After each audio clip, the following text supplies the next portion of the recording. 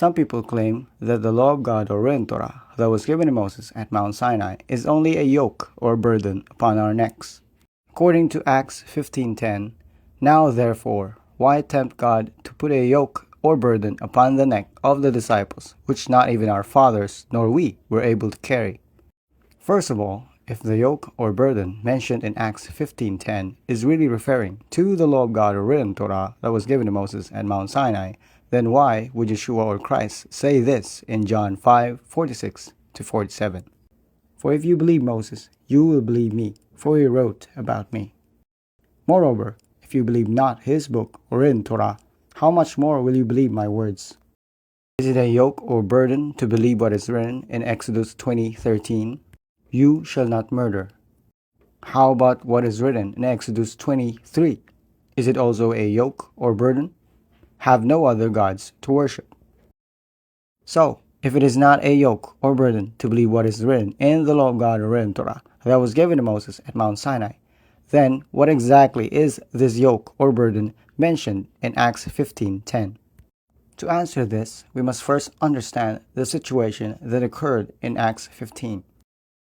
And the situation is that some false brothers or Pharisees taught the brothers or Gentiles that if they are not circumcised in the traditions of man or oral Torah, which the Pharisees also call as custom of Moses or law of Moses, the brothers or Gentiles will never be saved.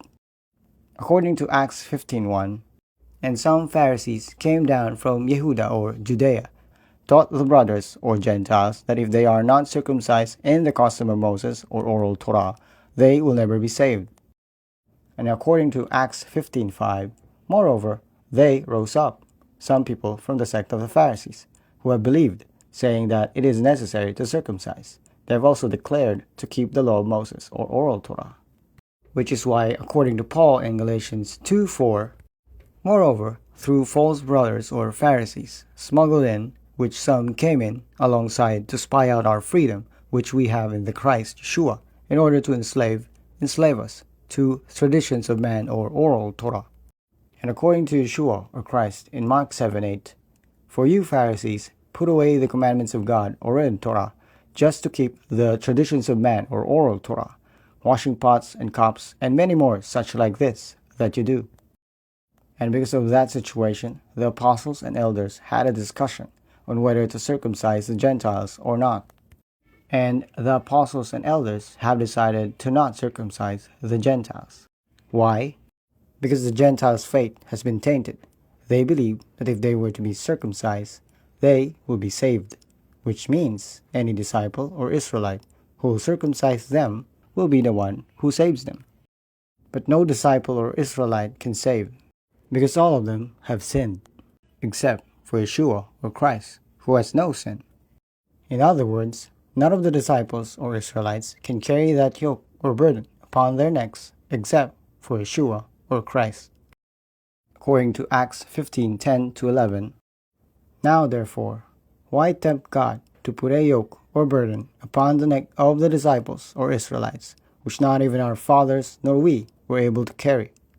But we believe through the graciousness of Lord Yeshua the Christ, he will save according to whom he turns to, even to them, the Gentiles."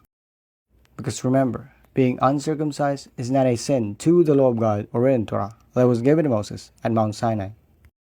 According to Paul in Romans 2:25-29, "Indeed, circumcision truly benefits if one practices the law of God or written Torah, but if one have been a violator of the law of God or written Torah, your circumcision becomes uncircumcised." Certainly, if the uncircumcised keeps the righteousness, the law of God or written Torah, he would not indeed be counted into the uncircumcised, but counted into the circumcised. And judge, he who is uncircumcised in nature accomplishes the law of God or written Torah, or you who in letter or birth certificate and is circumcised violates the law of God or written Torah. For he is not a Jew or Israelite outward, neither circumcised outward in flesh. Rather, he is a Jew or Israelite inward, and circumcised in the heart, in spirit, not in letter or birth certificate, whose praise is not from man, rather from God. In other words, circumcised or not, as long as the Gentiles follow the law of God or written Torah that was given to Moses at Mount Sinai, they are not sinning. According to Paul in Romans 7:7, who will say certainly the law of God or in Torah is sin? That cannot be. But I would not know sin if not through the law of God or in Torah. For I would not understand lust if the law of God or in Torah had not said, you shall not covet, or the 10th commandment of God.